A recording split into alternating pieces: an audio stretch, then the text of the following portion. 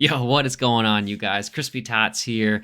Diablo 4 open beta just ended. We have over 2 months till it releases on June 2nd. So we're going to go through Rax's review. He posted it on YouTube. He's got this whole list of pros, cons. You can see right there. Excellent, requires attention, nice to have, questions for Blizzard. So we're going to go over exactly what he says, and I'm going to give you guys my thoughts, my words, and my opinions of what he thinks and what I think of Diablo 4 as well. Let's get it started. Hi everyone, it's Rax. I just got Hello. done blasting the Diablo 4 beta and I have compiled all of my feedback along with Twitch chat. They have been helping me for 2 straight days and we have this 8-page document that I'd like to go over with you. It's not going to take all that long. I'm not going to sit here. I could sit here for 10 straight hours and explain it to you, but I'll be honest, I wouldn't mind that, but keep a going. lot of people have been asking me, Rax, what is your feedback? You played Diablo 3 for 10 million years. You played Diablo 2 for 10 million years. Played a lot of WoW. I've been in other testing phases of Diablo 4. And so I'm going to go through and I'm going to tell you what I thought Blizzard has done really well so far.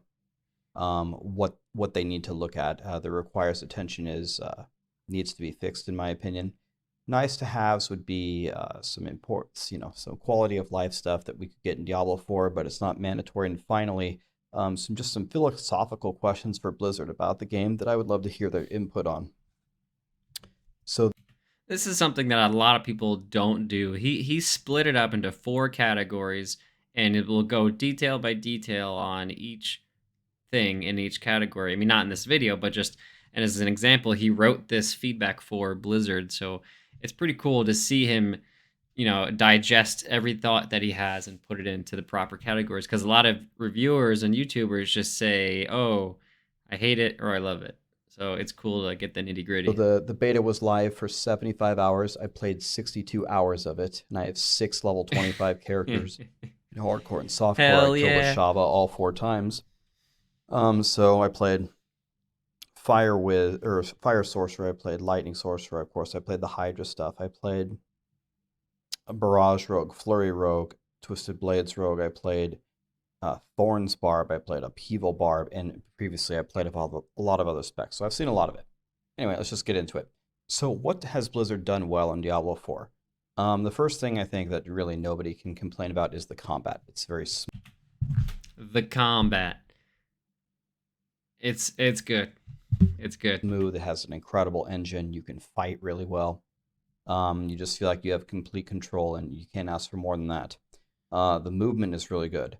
The force moving, the teleporting. There's a little bit of bugs where there's like invisible walls, and sometimes you leap and it doesn't work, things like that. But overall, moving around feels quite well, or quite good, excuse me. Another problem is that a lot of things can't be bound to scroll wheel, and I know that's a huge problem. A lot of people use it. I wanted to use it Yep. for evade. Some people want to use it for force move. That has to be fixed, but moving around is pretty fantastic. I agree. In my opinion, played a lot of video games. I think the complete sound package, the movement, the monsters, the gold dropping, the ambient noise, is one of the best sound packages for any game ever. I just think it's incredible. You have some nice headphones, plug them in, turn up the volume, and play the game. Uh, I said that to my friend while playing. I'm like, wow, this music is awesome. And you know what he says? He goes, "Oh, I've had it muted."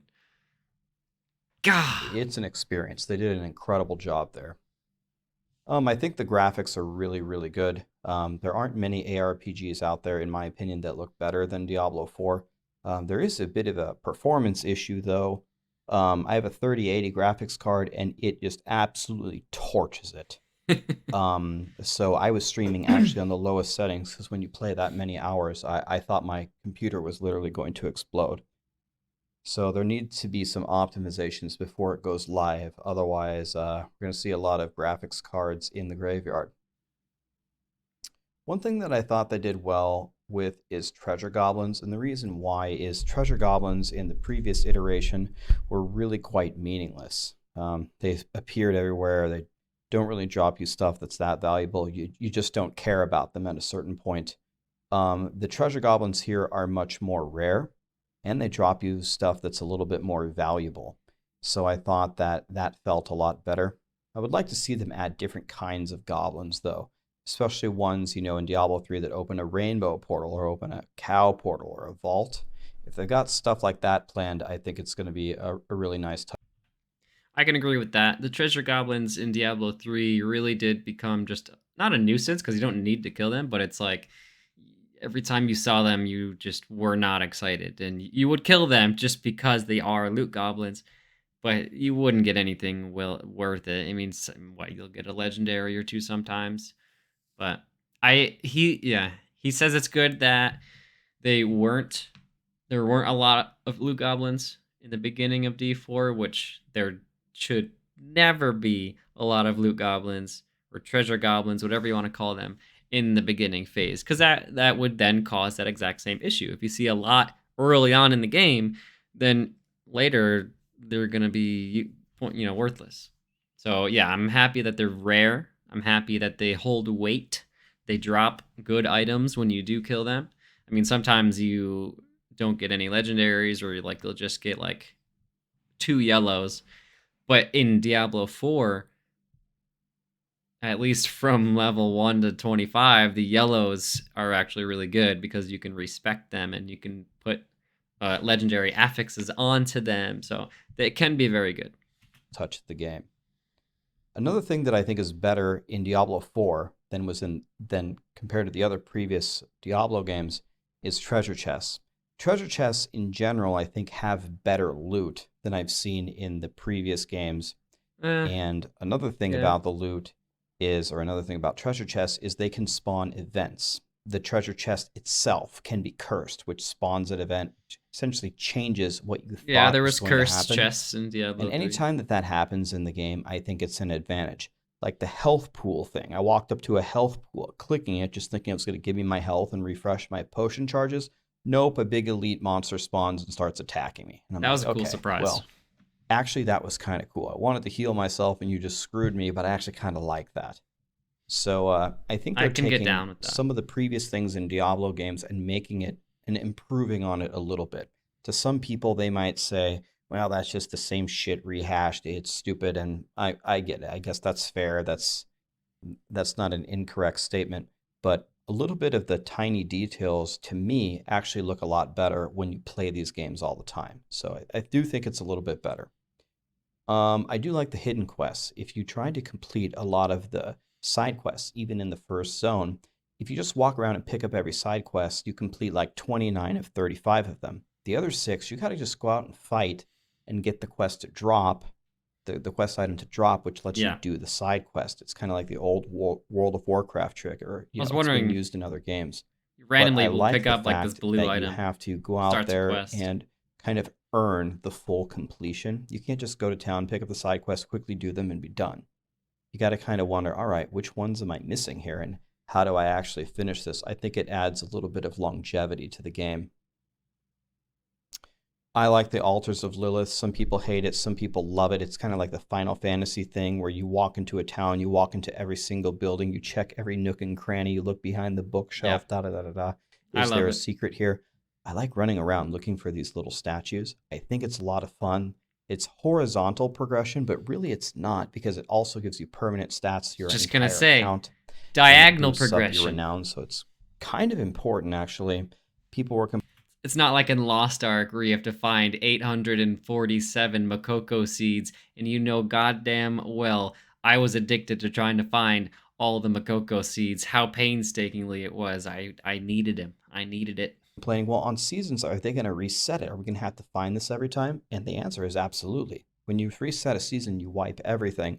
But I think people are underestimating. You'll get really good at finding these altars once you get used to it, unless having to refind all of the Altars of Lilith after each season will definitely get old fast. Very fast. Especially if the seasons are only 3 to 4 months long. I mean, fast as in 6 months, I'll be tired of it. I guess you can't really call that fast, but yeah, I'll get bored of it. Blizzard is going to be so 5-head that they move the altars every single season. If they move around, that's going to be crazy. I don't know. Maybe they'll do that. Maybe they won't. Strongholds are kind of the new thing in Diablo 4, where It's like major corruption in an area. You have to go do all these tasks to free them, and then it actually permanently changes the map. Maybe it turns into a town, maybe it unlocks a dungeon, maybe it gives you a waypoint, maybe all three, you have no idea. I find these to be very fun. I find these to really work. And you walk into a stronghold that's level 30, unless you're like a super overpowered build or you're just tricked out and really nice legendary powers, you're probably not going to be able to complete it. It's just difficult. So you'd be like, all right. Strongholds to me, they were fun and cool content to have in the open world, but it really just felt like another quest. Like you're just walking through the world. Oh, there's a quest over here. Let's do it. Like, yes, it did unlock a town or a waypoint, like he says, or something, but it didn't feel that special to me. I better mark that one later and come back and clear it up. And it just gives massive renown. So it's very rewarding to do it. I think they've hit that Yeah. very well. The Butcher, did you see my YouTube videos on the Butcher? First him murdering me and then me murdering him. And by the way, people are talking shit about me, saying that I can't kill him in solo. I murdered Butcher in solo after that. I'm just not going to upload every single Butcher kill I get to YouTube, unless you want me to. I definitely did. I got destroyed by the Butcher in the early access open beta. Playing a rogue, had no idea that the Butcher was just this random boss encounter.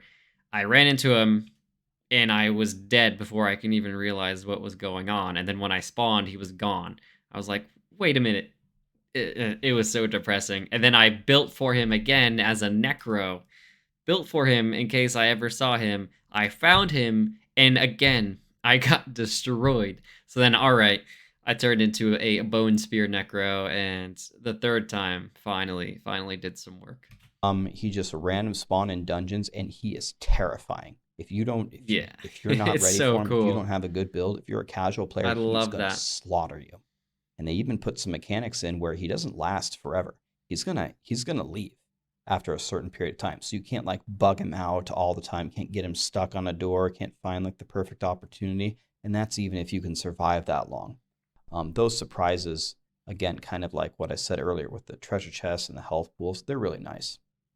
The story, the voice acting, and the cutscenes, I've heard that these are amazing. I don't ever watch any of these, so I guess I'll just trust you on that one. What? You don't ever watch them? Like, even when the game releases, you don't. Rax! Oh, man, what are you doing? I watched half of the cutscenes and followed half the story. I thought it was great. I thought it was really cool. I was very much excited to see what was happening next, and I was very involved into the dialogue.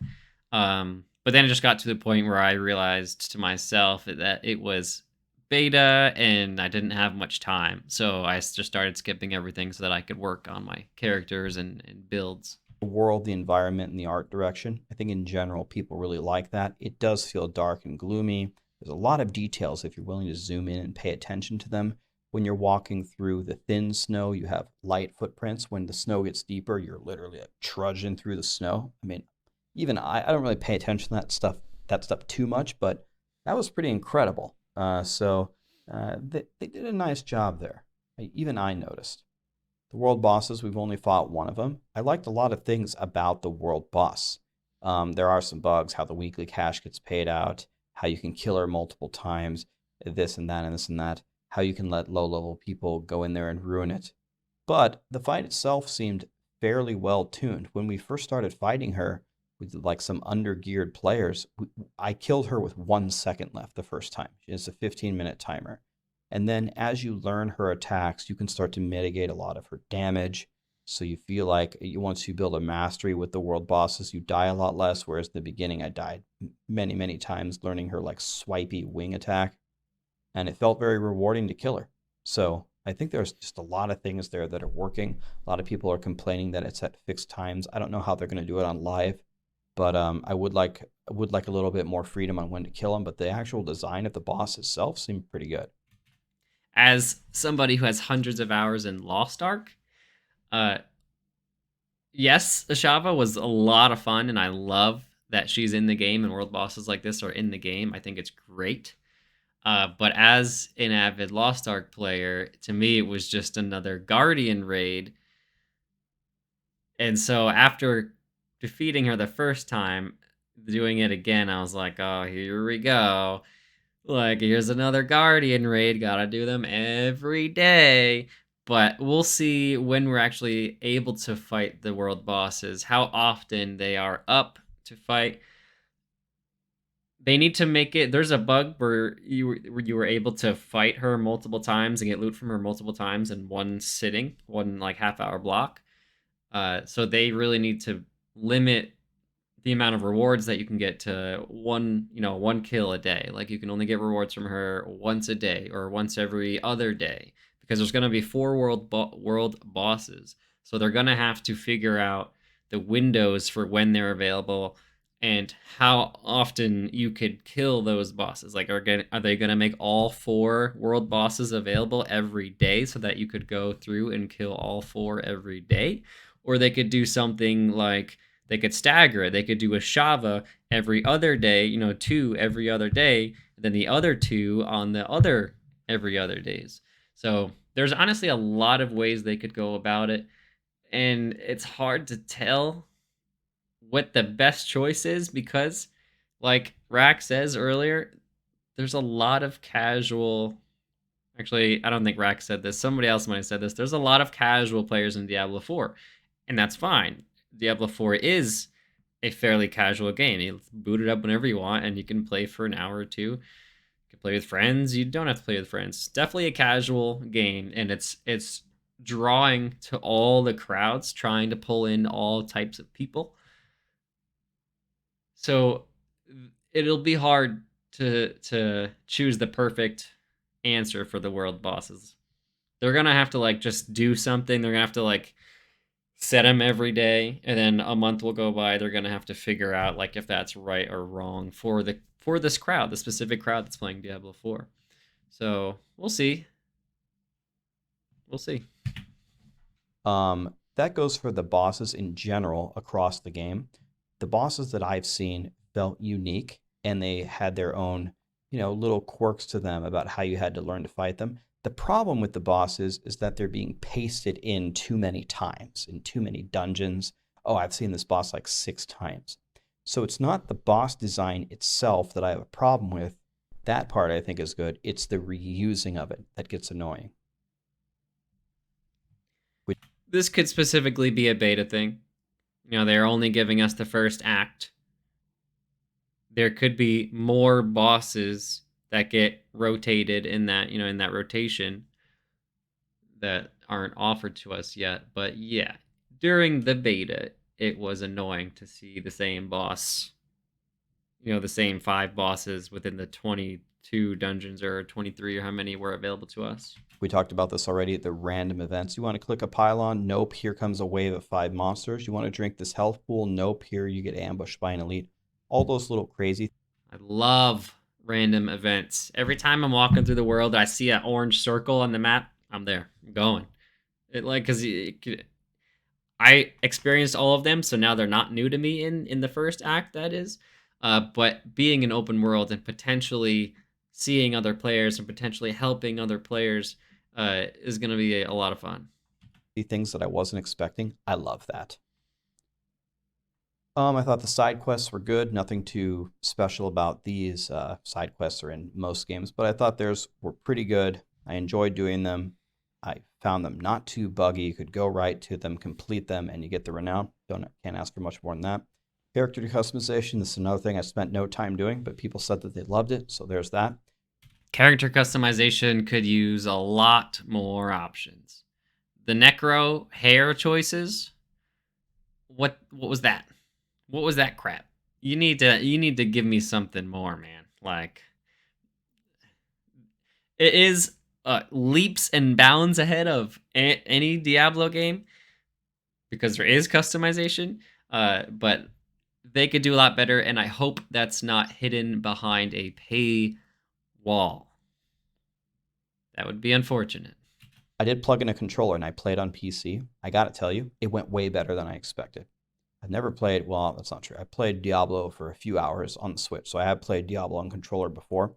Plugged in my Xbox controller. I didn't set any settings. I just plugged it in and I started playing. Worked perfectly. And I was surprised at how well I could play.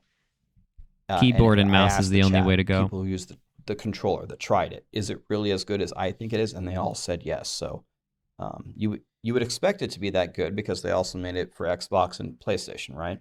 So it should be good. But even I was surprised.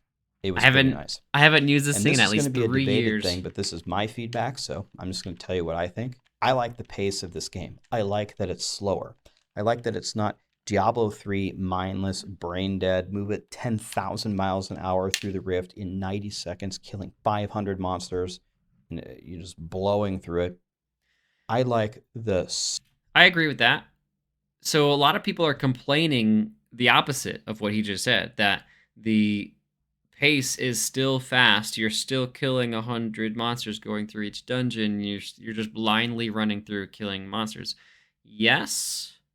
However, you need to realize we were all level 25 with more loot than we would ever have at level 25 in the actual release. They were giving us more loot. So we were stronger the whole time leveling up. Probably, I'd say from like level 10, we were started to be way stronger than we would normally be at level 10. So, of course, we're getting to these dungeons on only veteran. We can only play in veteran, which I think you need to beat the campaign in order to go above veteran. So you do have to go through these dungeons on veteran anyway. But during the release, you're gonna be a lot weaker. You're gonna be slower. You're gonna have to think about killing things or not killing things. You know, a lot of people would just run through, gather in Diablo 4, run through, gather all these mobs so that they could just AoE it all at the same time. But in the release, we might not be able to do that. We're not going to have these legendary affixes. We're going to have one or two by the time we get to 50 or 25. We're not going to have a full kitted out set of legendary gear. So we'll see. We'll see how slow. We'll see what the pace is. slower pace, more tactical fighting. I just think it's better. I'm sure as we get better builds, we'll get a lot faster and more powerful. But I like this pace a lot better. I just think it's better for the game. Some will I disagree. can We'll I see can the hate agree. in the YouTube I comments, can but agree with I'm just that. telling you what I think.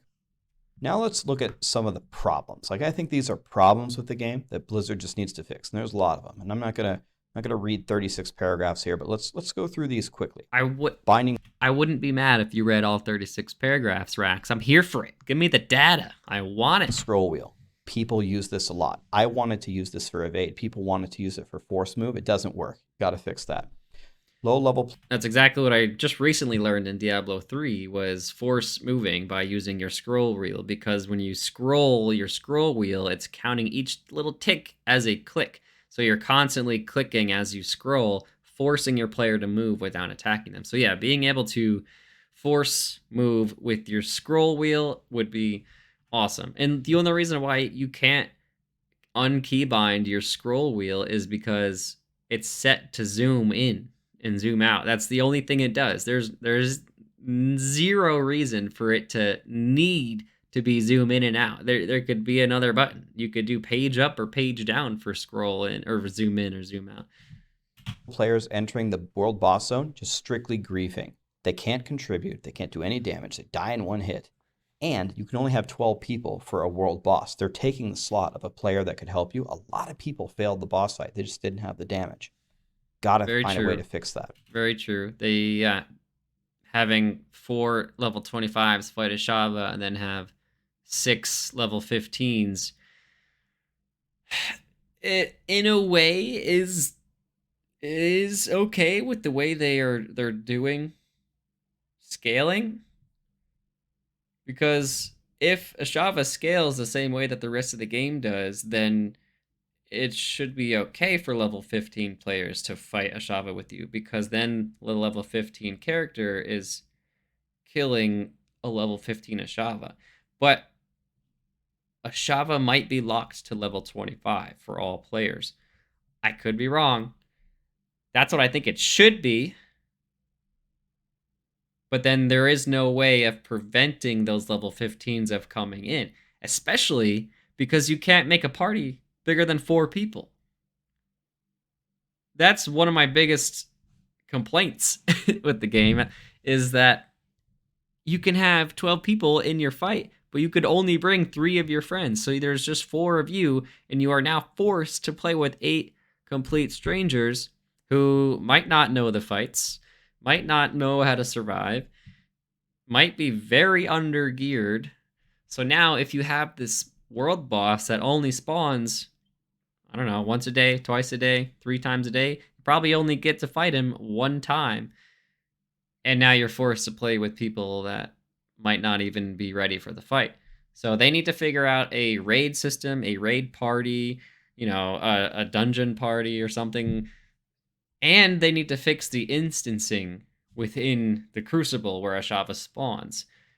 You could walk in, instance into this random group, teleport back to town, and then come back and you're in a new instance. Like, one, that's just a bug. That should never happen. That you should never change instances, even if you leave. But they need to figure out a system to not make it so random, so randomly instanced. Lost Ark, you could change the instance. You could choose what instance you wanted to be in. So when Moki spawns, you have everyone in chat screaming, "Come to channel 3.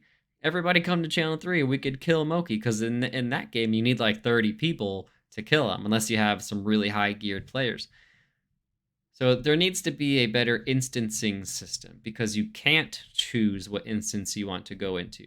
Because that could also potentially fix being able to play with your whole clan. If you want 12 of your clanmates, they could make it so you can choose an instance or something. I don't know. They need to figure out a system.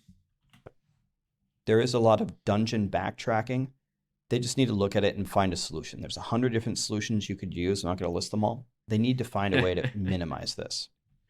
I almost made a video. Sorry, I keep pausing the video. I almost made a video of having to backtrack so far with not a single monster in my route, which they in a video said, or maybe not in videos, but I've seen them say, the devs, that that's the last thing that they want. They said that they put monsters in the game so that when you do have to backtrack, they spawn and you're fighting things during the backtrack. But no, I had to backtrack so far to get a freaking box, and then I had to walk all the way back, and in that time there were no monsters, there was nothing to do. It was a maze of a dungeon.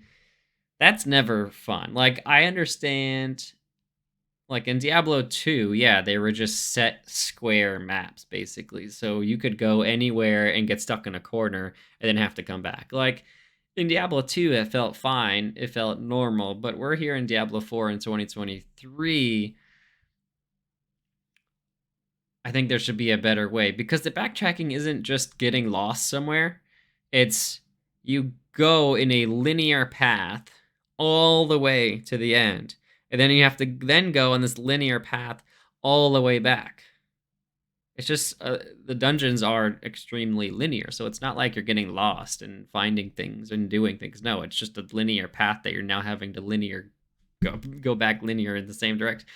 You get what I'm trying to say. Performance issues. Remember up here when I said my 3080 was literally being torched? They need to fix that. Now the chain crowd controls are rough. Now let's talk about this for a second. You want crowd control to be punishing to the player. You want it to be punishing for many reasons. First of all, you want the elites to be scary, and that just improves, again, the tactical play. And you also want elites to have very powerful crowd control, because you want the affix unstoppable to matter. You want to gain unstoppable through your build somehow, if you can, and it increases the value of that stat. I understand all of these things and I get it. The thing that I have a problem with is the chain crowd controls that the game currently allows. You can eat like a 5-second stun into another 5-second freeze, it feels like, into another 5-second. I'll be honest, I never got chain CC. Stun. You literally can take your hands off the keyboard. You have no control over your guy, and you die. You can say things like, Rax, play better. Rax, take a skill to improve it. Guys, I don't need help. Like, I'll clear the whole game max level easily on every character. I don't know, Rax. I don't think you're good enough. I think currently the chaining of crowd controls is a bit extreme. So what I would ask them to look at is maybe the diminishing returns to the player on chained crowd controls in quick succession. Because I had several deaths where I pulled a lot of elites. Okay, I pulled the whole dungeon. I'm gonna burn them all down. Maybe that's not the way they want me to play, but they put me in one CC and I was CC'd till death. So this definitely bothers me, not just for PvE reasons, but because of PvP. I've been saying since the beginning they need to figure out diminishing returns on CC in order to be able to balance PvP. And I wasn't sure if they were going to do that or not. And to see that they don't even have that now in PvE, like I never got chain CC'd, so I didn't actually know. But if they don't have that now, I mean, yeah, they could add it, but like it makes me a little more worried that they're not going to, at least not in the beginning. In my opinion, listen, I am so excited for PvP. Doesn't matter what game I'm playing, I just love PvP. But it is gonna be a shit show. Absolute shit show with how many different builds you can do on every character. Like, yeah, you can balance the game in PvE. You can make all characters clear dungeons at the same speed. But the second you start killing other players, builds are totally different. You're worrying on CC. You're worrying on you got to have unstoppable to be able to get out of CC. Like the rogue itself can daze constantly, not even with his smoke bomb. He can just have a constant daze on you. In a daze, you can't attack, you can't use abilities. So if you can daze and stun or slow to keep, ugh, ugh. Well, here's the hoping, I guess. I'm not on a weak character. I can take some hits, but you just never let me play my character again, and I died. It's one thing they should look at. Let us zoom out further in the skill tree and impossible in the actual game, which is zooming out should be a thing because it is not fair that people can go ahead and buy ultra wide monitors and now suddenly have an extreme advantage. I should be able to zoom out so that I have that same distance than an ultra wide monitor. Like yes, I'm leaning more towards PvP reasons for that, but also not. There's world bosses. As a Sork, you are able to sit at the edge of a Shava's spawn, cast Hydra all the way to the edge of your screen, and the Hydras would shoot even farther, just ridiculously far. So you could just cast Hydra and kill a Shava, and you'd be fine. You could outrange all of a Shava's abilities. Not to mention, the teleport is goes as far as you can click. So anybody that has ultra wide monitors, this is me. I'm teleporting here. Ultra wide monitors are teleporting here. Like and that needs to be balanced. That needs to be either fixed, removed, or what. There needs to be limitations. just like to see more. I can't see the full build, and I'd like I'm poor. I can't buy an ultra wide monitor. to see more of the screen. There are invisible walls in dungeons. I can give them specific examples. Those are bad. So annoying. You're walking forward, and it's like Harry Potter walking through platform 9 3/4. Let us TP to party members without going to town first. This is something that I gave them feedback on very early, and they improved it. But I would like them to just let us TP to party members. You can already do it, but you have to go to town first, and then you have to click on their portal. Super convenient in Diablo 3. Don't make me go to town to go to my friends. Just let me TP on them straight away. That's a very good point. Being able to have to go through the loading screen of town, then being forced to load the town, because I know my game jittered a lot when I loaded into town. Like I lagged, and I went through some few frame drops to almost freezing just to load in the town. And then then you would have to walk to the other portal to click on the portal to then load out of the town, which causes more lag. Yeah, we'll see.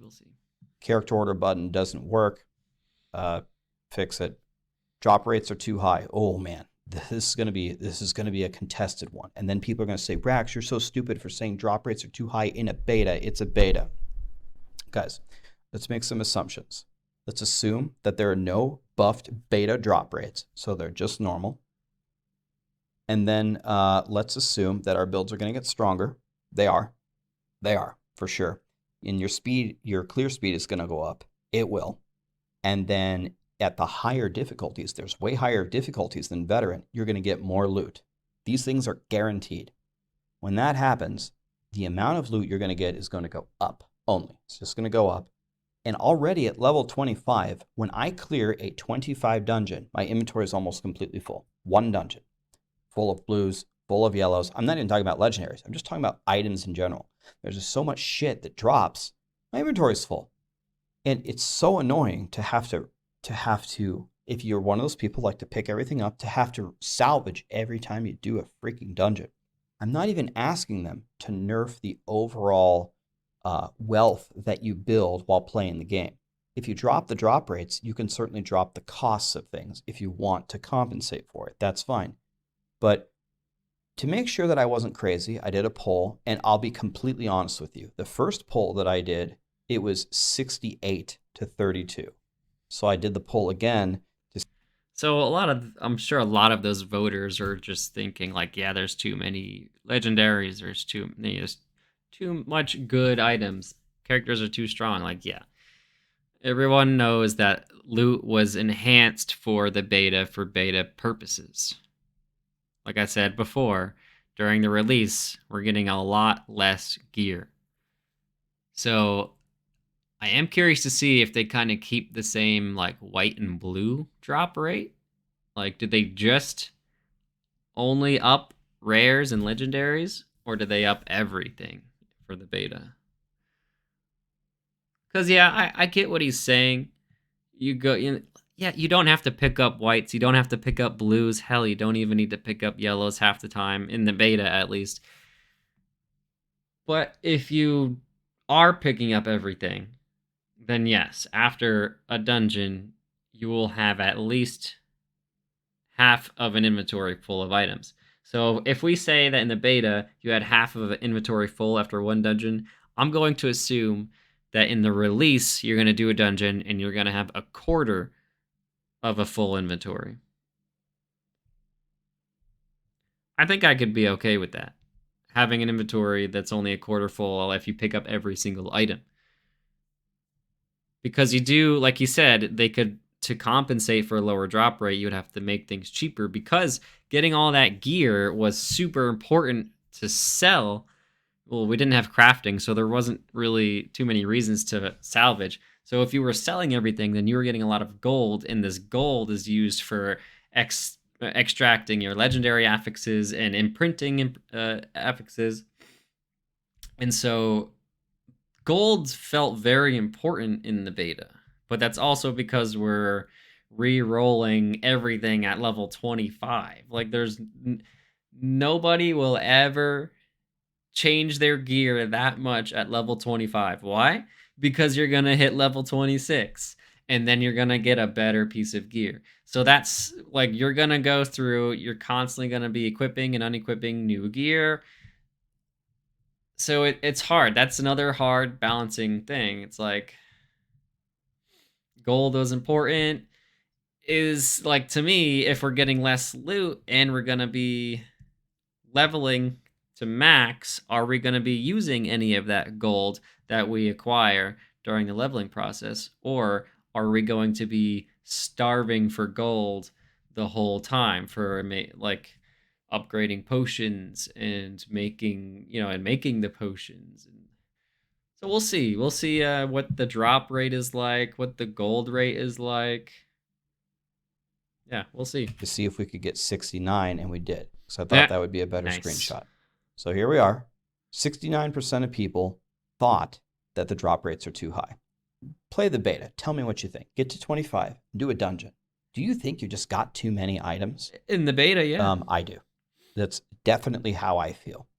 I don't want any I say casual like it's a negative term. I don't mean it as a negative term. I want any people out there that aren't going to play too much, that don't have a lot of playtime, to feel like I'm reporting this to ruin your experience. I just genuinely think you're going to be spending way too much time salvaging shitty yellows in town rather than just playing the damn game, which is way more fun. It also is going to make it much more worthwhile when a legendary drops. If a legendary drops every 5 minutes, in 2 hours, you don't care when a legendary drops anymore. But if only one drops every 2 hours, then when one drops, you feel like $1,000,000. Know what I mean? Drop rates are too high. You're never going to change my mind about it. 69% of chat thought so as well, but it was actually 68. Let us skip all conceits and NPC dialogue. This is a huge complaint, not just from me, from a ton of people. Please let us skip it. This is a big problem. When you re-rolling at the occultist, you can't see what's possible. I was trying to put thorns on every piece for my thorns barb. I had no idea which pieces rolled thorns. Had no way to know.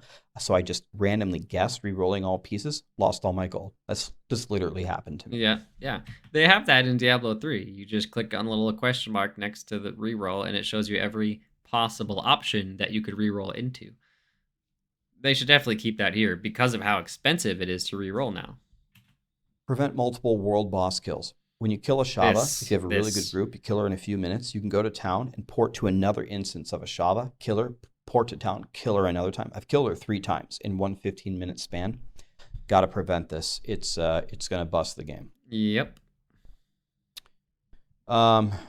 This is really complicated. Not going to explain it. Blizzard will read it, hopefully. Fix it, Blizzard. Let's skip that one. Wait, what does it say? What does it say? When you separate, move, interact, basic skills, so that's your left click, allow 2/3 of these items to have the same keybind. When you select the option to separate these 3 skills, you are then forced to bind them to 3. Oh, we need an option to bind 2 of them. Okay, so if you do happen to remove these from your keybind, then the game doesn't allow you to then make 2 of them into another keybind. Okay, yes, that's a problem. You can't make people. You can't allow people to remove them and then not be able to do exactly what it was before. Okay, I got you. Not gonna explain it. Blizzard will read it, hopefully. I got you. Fix it, Blizzard. Let's skip that one. Item stats should have a hierarchy on the item itself. When you're comparing 2 items, it looks like the affixes that roll on the items appear in a random order.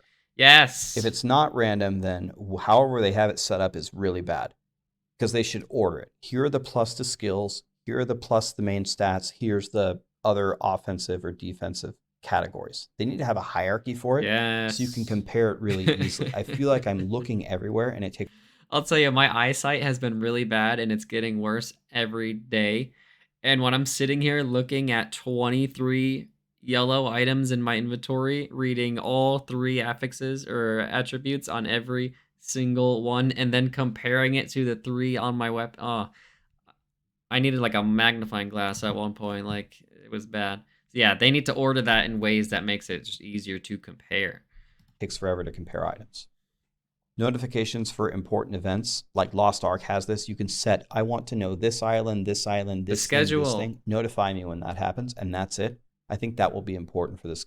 I've been saying the same exact thing. Lost Ark has a schedule that you could click on at any time. You click on the schedule, and it gives you the list of all their events, all their world bosses. I mean, they have a million events going on all the time because Lost Ark is huge.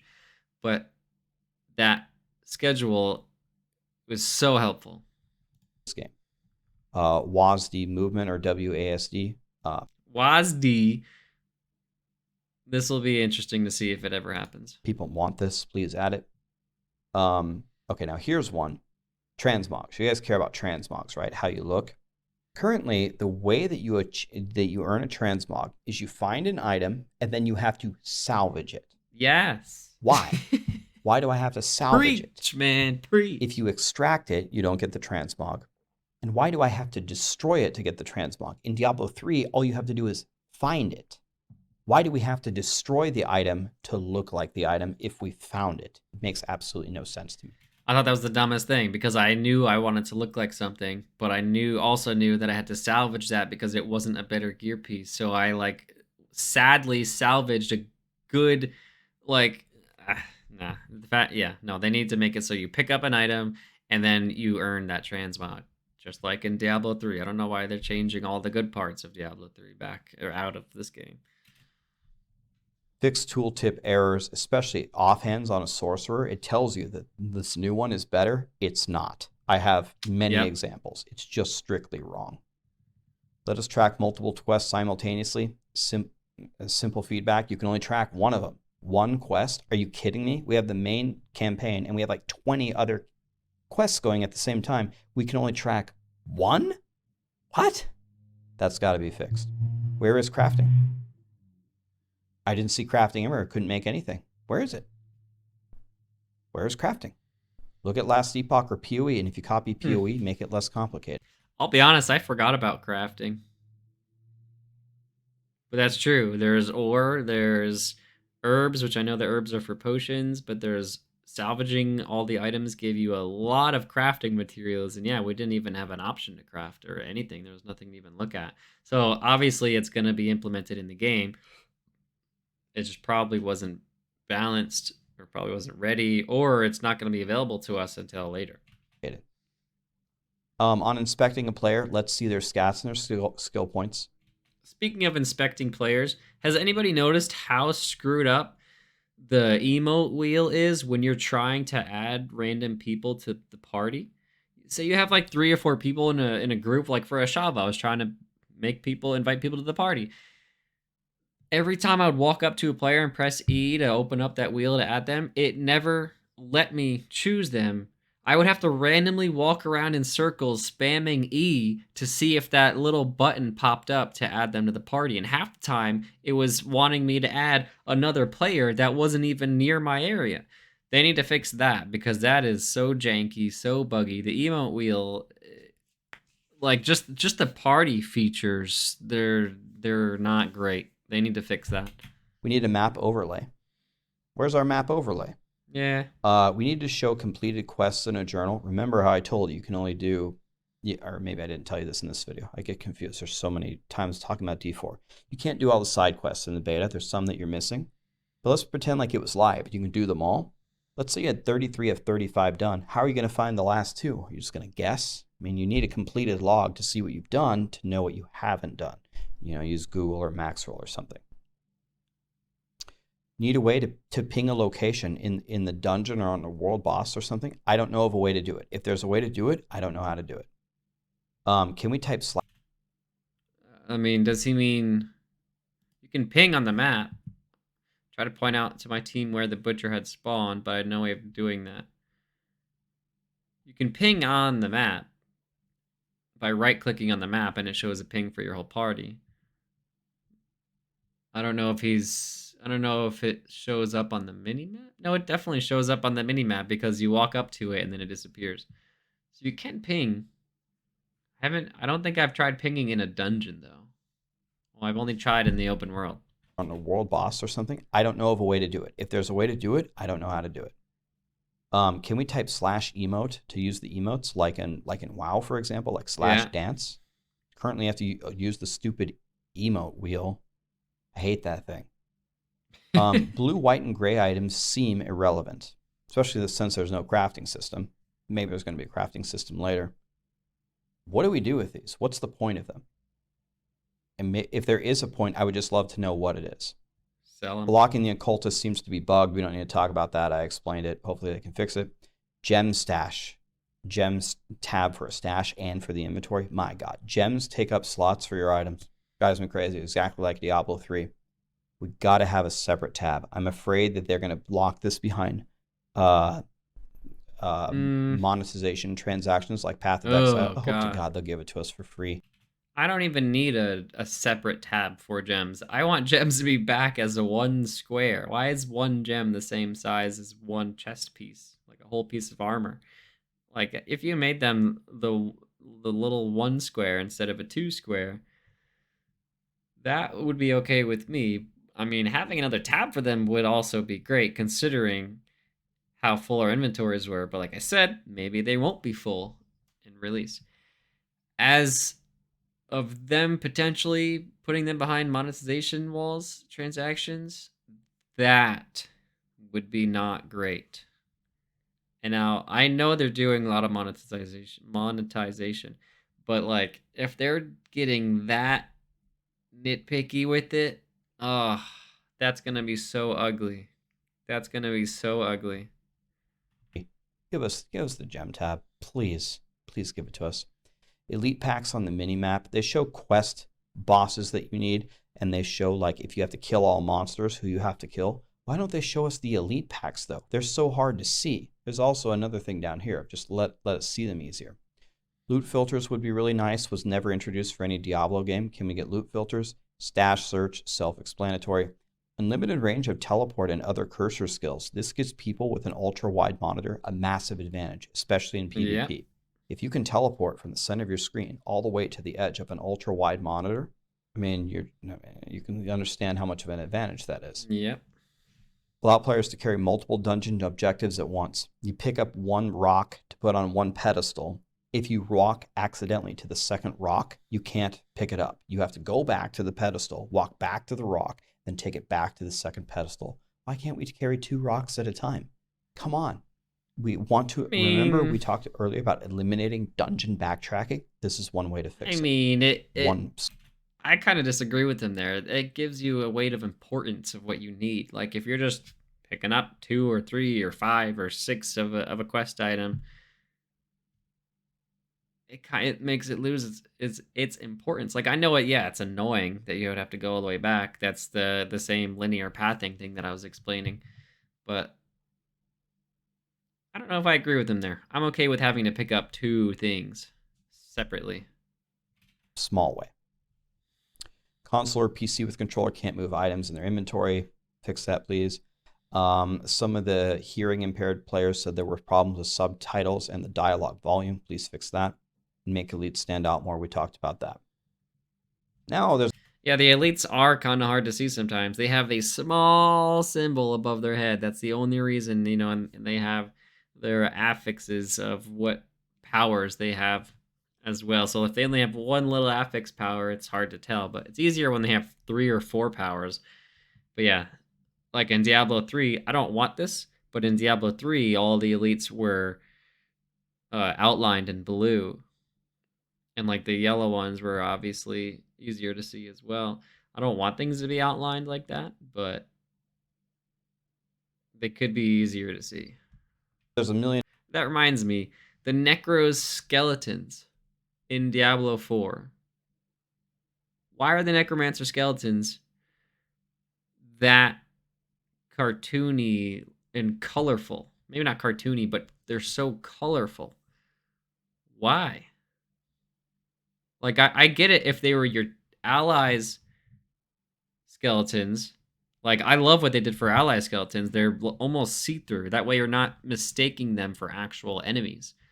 But why are your own skeletons so colorful? Like, they don't look dead. They don't look... I don't know. They don't look like skeletons. They just look like monsters. And, like... just to compare it to Diablo 2, they were just like raw form skeletons. And the skeleton mages, like, yes, they were the same exact animation and graphic as the enemy skeletons, but the skeletal mages had such cool, like, hands glowing from what element they were, where it was green as poison or red as fire. They looked really cool. In this game, the skeletons don't differ too much. The 3 different skeletons only differ from the weapon that they're holding. I wish there was more to it. I wish there was, more of a change, more of a distinction. Obviously, the mage skeletons look different because they're bigger. They're an actual different shape.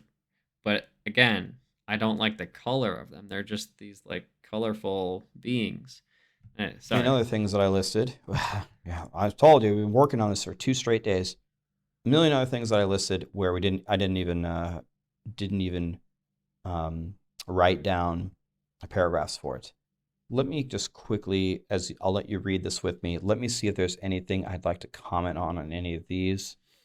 So if he's not going through them, I'll go through them real quick. Keybind for close all open windows. I'm not really interested in that. An advanced tooltip hotkey so we can trigger it on and off quickly. Advanced tooltip hotkey. Oh, okay. Nah, whatever. Remove the cast time on completing objectives and dungeons. No. Because then, again, that just removes the importance of doing the quest in the dungeon. Because now you're just running through, grabbing the thing, grabbing another thing, boom, boom, putting them both down, and good. That just will make it less important feeling. Then you're just, I don't know. This one is kind Add names to legend. Oh, is he going through of these? interesting. If you're mining ore outside, it mines instantly. But when you're in a dungeon and you got to put a rock on a pedestal, it somehow has a huge cast time and monsters can hit you and interrupt you. Why? Just let me put the rock on the pedestal and go. Why is there a cast time? To make it important. I really wish they would remove that. That's annoying. Let's see here. Anything else? Add names to legendary powers. Definitely want that. Let us inspect items on the ground with a button like in Diablo 3. That would be nice, not necessary for me. Put a stash in every town. This would remove the importance of Kyovashad.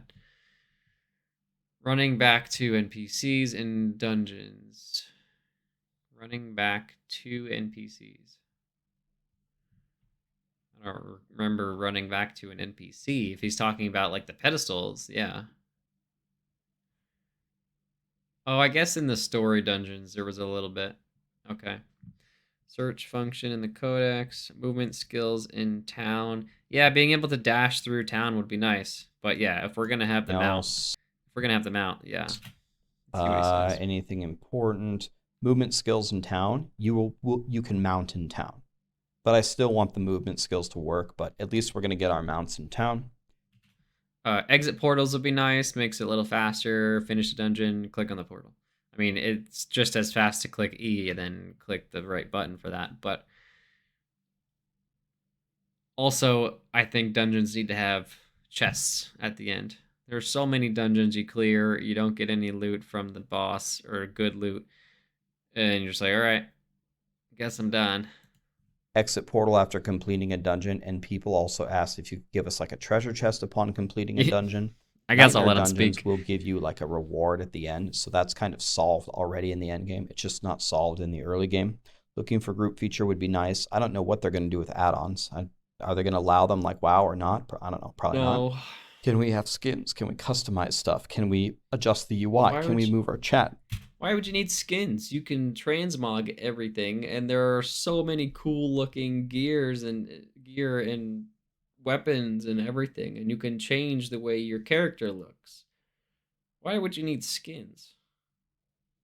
Well, all right. Lost Ark had a lot of skins, and they definitely made a lot of money on skins. Skins aren't. I don't love skins in RPGs because then, yeah, it just negates all of the look of your armor. And it looks like Diablo 4 is really going for cool armor design. So I honestly hope they don't have skins in the game. They're probably just going to do the same monetization as skins, but with individual transmogs, because then you can sell more pieces. Maybe? We'll see. The chat is on the right side. The chat is on the left side by default. In Diablo 3 and in World of Warcraft, so that's weird. We would love resource and life numbers. Okay, that's not that important. The gambler is not very far away from the portal in the main city. It'd be nice to move her, but Blizzard has already went through multiple phases and they've moved stuff closer to the waypoints. I've seen this complaint a lot. The NPCs are too far apart in the town. The stash is not near the gambler. The seller and the salvager is not near the stash. I've seen this a lot, and I do agree to an extent. But if you have this big town where there is an NPC here, and then you squish all those NPCs into the middle, you are now removing any reason to go anywhere in this town. It just makes the town feel so insignificant. This awesome big town. If you're only in the middle where the NPCs are, it just makes the town feel small and not intuitive. So they have heard that feedback. That's one more thing that we would like. Oh, bigger pickup radius and auto pickup golden materials. I mean, you miss 100% of the shots you don't take, right? Might as well ask. Oh, here's a popular one: DPS meters. Man, holy cow! Yeah. When this got brought. Oh, I know what he's about to say too. I love DPS meters, but I know so many people that hate DPS meters. And it's like I am competitive, but at the same time, I don't want it to see if I'm doing better than other people. I would just like to see, oh cool, 3 barbarians are averaging this much damage. 3 sorceresses are averaging this much damage, such and such. It's for my own personal data collection. I like to see those stats. And to just make it easier, I wouldn't mind having a personal DPS meter, especially for things like Ashava and all the world bosses. It'd be so cool to see if your builds, you are perfectly specced out, min-maxed perfect build. It'd be so cool to see if you walk into a world boss and boom, you just did 65% of the damage. You know how cool that is? For it now, when there's 12 people in there, you have the best build ever, but you would have no idea. There could be 3 other people having the same build, or like another best build, and they might all think the same thing. I definitely like DPS meters. Now, I do understand people that don't like DPS meters, because then it just makes people feel insignificant when they're just trying to fight the boss, or like it just, people think it's just for people swinging their EP around. Like, oh yeah, of course that's part of it, but that for me that's not the whole reason. I'm a data guy. I like the stats. I like to see what classes are doing what builds are doing what. Like if I get totally outclassed by someone my level, I am going to message him and be like, "Hey, man," or you don't even have to. You can just inspect him, because that's all I would want to do is just look at his gear and look at his build, because then I'd be like, "Huh, I'm gonna have to try that out," or like, "That's really cool at like what he did." So, I do love DPS meters and stat meters. Brought up in my chat, you've never seen more polarized opinions. Some people love it and think the people who don't like DPS meters are just garbage ass noobs. And there's other people that think DPS meters absolutely ruin the game and ruin the whole social aspect. Man, what an Armageddon that was. I think it would be nice to add them. I would love to have them, but some people, if this was added, they said they would straight up quit. Ouch! Damn, that's a bit much. I don't see it destroying social aspects. Maybe I'm making too many comparisons to Lost Ark, like the very seasoned veteran game. But it was a lot of fun talking with my clan and talking with the party. And every time you saw the DPS meter at the end of a Guardian raid, it showed you. It didn't show numbers. It just showed who did what. Like, oh, Joe did the most stagger damage. Bill did the most regular damage. Like, etc. So, like, it didn't go nitty. It didn't get into the details of numbers. But it was cool to say, like, with your clan, be like, ha, I got more stagger than you, to somebody that's building a destroyer who should be staggering more than any other player. So it's cool. I like those little things. Some of the spelling grammar is wrong. Okay, that's to be expected. Anything else that's super important here? Training dummy area, that would be nice. I would love a breakdown of how you did when you fought a world boss fight or after you completed a dungeon. Yes. Not even something that has to be shared with other people. Just how did you do? Yeah, I would love that. In a solo self-valid mode, might as well ask. Probably never get it, but you might as well ask. And a way to see what other quests other people have. Okay, Let's get to the final part here. I've been talking for too long. Questions for Blizzard. Here's some that came up while we were discussing. Map uncover for all characters. What's Blizzard's philosophy on this? Now, uncovering the map is part of Renown. So, even though Renown, the major bonuses apply to your entire account, you can redo your Renown on all characters. I think this is for a few reasons. One, it's just so you can have fun on your new character and complete the game again. And two, because it actually pays you something. It pays you gold when you go through the Renown again.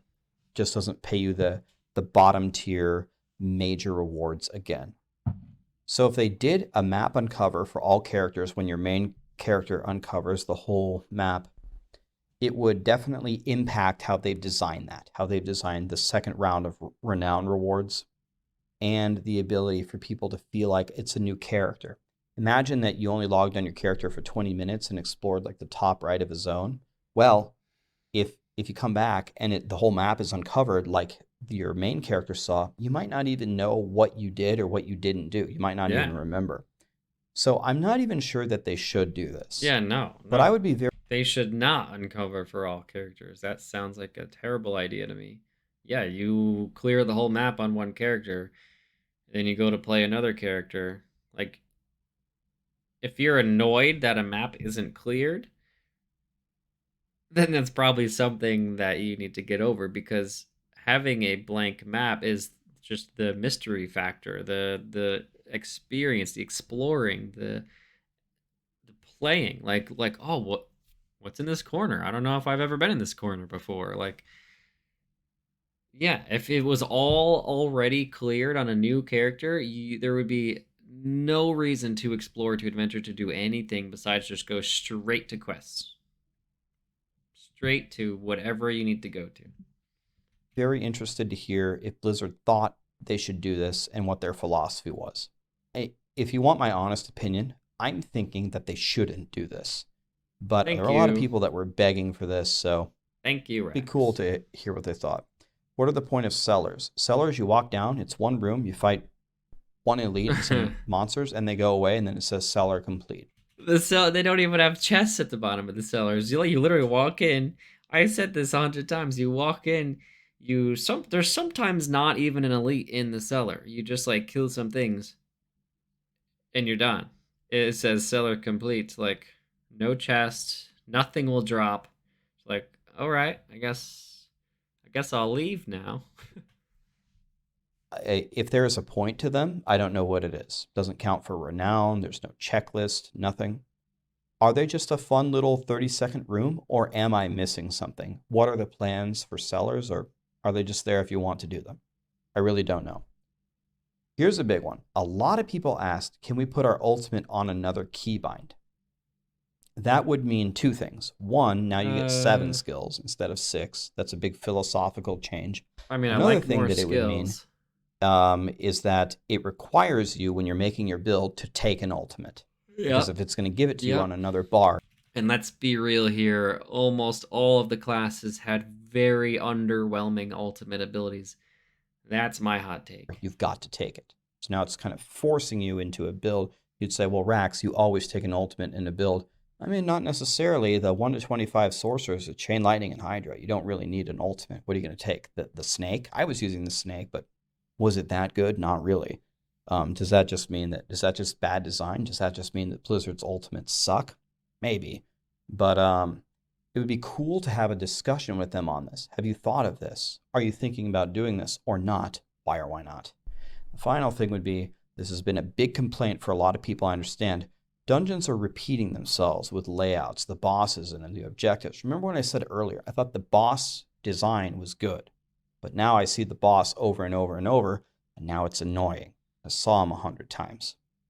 What are their plans to diversify and expand this, or is this just how it is? Because we expect dungeons to be the main endgame activity. Hopefully this isn't like a preview of how it's going to be, because they were touting, we have 150 unique dungeons, we have all this stuff, we have content for days. Well, I think people, even after only playing the beta and seeing the repeats, even in only the dungeons available in the beta, that's a little bit scary. So, did they... That's what exactly this point of view I've been trying to explain to some people. They're like, "Oh, it's just a beta." I understand it's just a beta, and I understand the devs literally said not to worry. You're just in Act 1. There's more. There's more content. There's 100 more dungeons. But yes, if this core sample, a small sample of dungeons, is the exact pattern of what's going to be in the next act, and then in the next act, like if in Act 2 you have another 20 dungeons and it's 5 patterns with all 20 dungeons, that's going to be the same argument. It's going to be the same complaint. Like, yes, they could be different, totally different from the first act dungeons, but if it's the same pattern of repetition, it's a little worrisome because that repetition is not that fun. And I'm not saying repetition in general is not fun, because that's all of Diablo 2 and that's all of Diablo 3. That's partially why we all love the Diablo games. So repetition is okay, but it's if the repetition is not fun. If it feels like a chore to go through the dungeon, then it's not enjoyable. Do that, was that on purpose so we didn't have to see the other bosses in the other acts to avoid spoilers? I don't know. But if they do have a plan to make this less repetitive, I would love to hear about it, and I think it would be very much to their advantage to share ideas about it, because I think that it would give the game a much better light and a much needed boost in morale, let's say. Okay, so after all of this, the question I've been asked 16 million times is what's my opinion of this game, and what would I give this game out of 10? Now, some people incorrectly think that I'm just blindly loyal to Blizzard. It is true that I've been a content creator for Diablo 3 pretty much my entire career, but I did play Lost Ark. I did play a very, very little bit of Path of Exile. What's the rating, I played Rax? Wolcen. We know you're That going was to a give it a 10 catastrophe. out of 10. I played Come Torchlight on. Infinite, We know especially after you. they fixed some of their monetization problems. In the past, I played WoW for a bajillion years, played Diablo 2 and the races. So a lot of those are Blizzard games. Some of them are not. Give me that 10. So I am not blindly loyal to Blizzard. Give me the 10. I'm really looking forward to the Riot MMO whenever they give us a name for it. That game is probably going to, I'm thinking it's going to be incredible. Yeah, I can see that. So with that out of the way, I think 10. that this beta for this game is a lot better than a lot of the games that we've seen put out recently. Just say 10, Rax. 10 and 10. There really haven't been that just many say it. godly games even in the last 10 years. When I think of the godly games in the last 10 years, I think of Zelda Breath of the Wild. Me. I think of like Super Mario Odyssey. The Elden Ring was quite good. In time, over many years, Lost Ark has become a very, very good game. Maybe there's some other Dynamite games that I'm missing there. But the point is there's really not that many. And a lot of times the betas or even the launches of games go quite badly. Remember Wolcen? Wolcen, you couldn't even pick up your items. And that got refunded by almost everybody. Even some of the games that turned out very, very good, like Path of Exile, like Lost Ark, on their launch, they had very little content.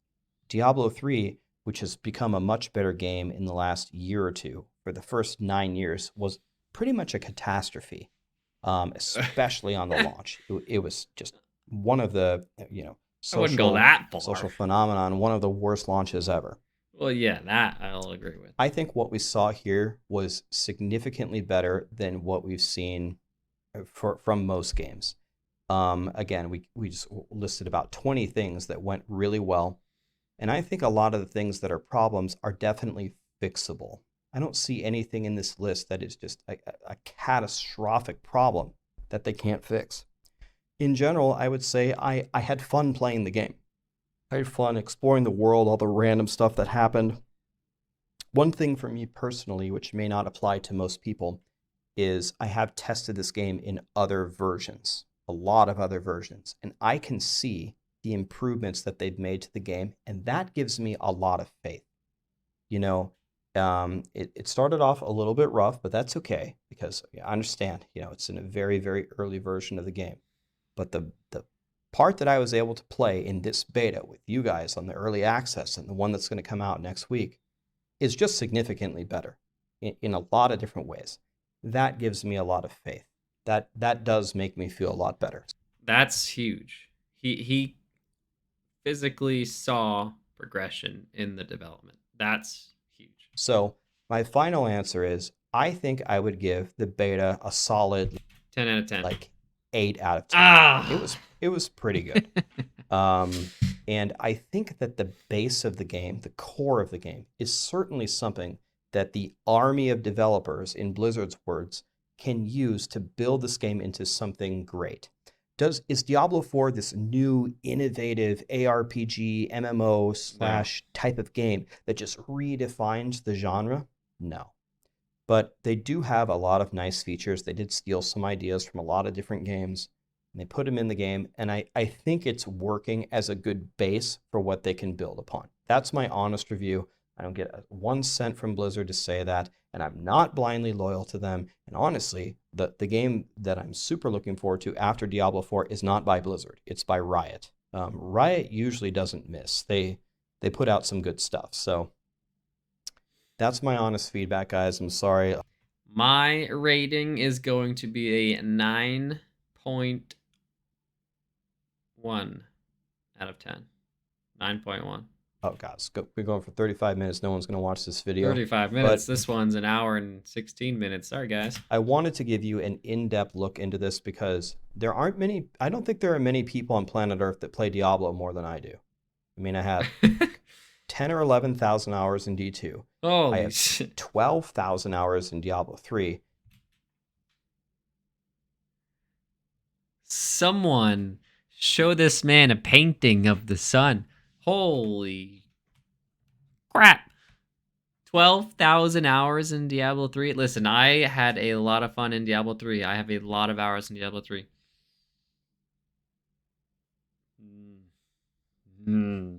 That's a lot of hours. And I played Diablo 4 a lot already. So I have more hours in WoW than any of those games. So Yeah, of course. I play this game a lot, trying to give you guys an honest opinion. I think Blizzard did pretty well here. I think they did pretty well. There's some things that they need to do, but I think it's a good base. What do you guys think? Let me know in the comments. Let me know how much you hate damage meters. Let me know how stupid you think I am for saying that we should lower the drop rates, but I'm prepared. I'm prepared for this shitstorm. No, I'm just kidding. You guys are usually really nice. I'll see you in the next video, and I'll see you in the next round of the beta. I'm going to blast it again. As long as my right hand doesn't break, I'm in. So that was awesome. I guess I'll go back in the corner. I love that he wrote it all out. He put explanations of all the important stuff. He categorized it, like I said before. Like, I love that he broke it down like this. And I love that he just plans on handing this to Blizzard and saying, please read this. Please listen to me. Please listen to us. I love that. That's so great. And I know that's what Blizzard's looking for. I know that's exactly what this beta is for. That's what the closed beta is for. That's what that's what this is all for. So this is great, and it's cool to see that he played in the closed beta and he can see progressions from what players have asked for coming into the open beta. That's awesome. And to assume I'm pretty sure I think we know that this was an old version of what they are currently on in the game. I don't know if they actually came out and said that. I'm not sure. But I am under the impression that this is an old version of the game, which means as of March 28th, they could be leaps and bounds ahead already. I mean, granted, they might have all this stuff to work on still because they didn't know what all of us have said until last week. But maybe they did have a lot of this already fixed from complaints in the closed beta. Maybe they had a lot of this already fixed and finished. And so now, come June, they're going to have a lot more polish and fleshed out and just everything fixed. Who knows? There's a lot of what ifs. There's a lot of hopes. There's a lot of, close your eyes and press, click start. Who knows? We're gonna see what happens. And listen, I don't know why I have faith in Blizzard right now, but I have faith in Blizzard for Diablo 4. I think they're treating this like it's their baby. We have a lot of us yelling and screaming at them and making sure they don't screw with us. Monetization, for example. I think they are going down that route regardless. But I think there's enough of us yelling loud enough to make it so they don't screw us with microtransactions. But with that being said, if you guys have actually made it this long in the video, you are incredible and I love you. Please like this video and comment. I would love to chat with you guys about anything that I said, anything and everything. I love talking about Diablo. This is a great experience, a lot of fun. I love being in this community. So please let me know what you guys think. Let's chat it up. I will comment on every comment in the comments. So there it is, you guys. Enjoy your day. And as always, stay crispy.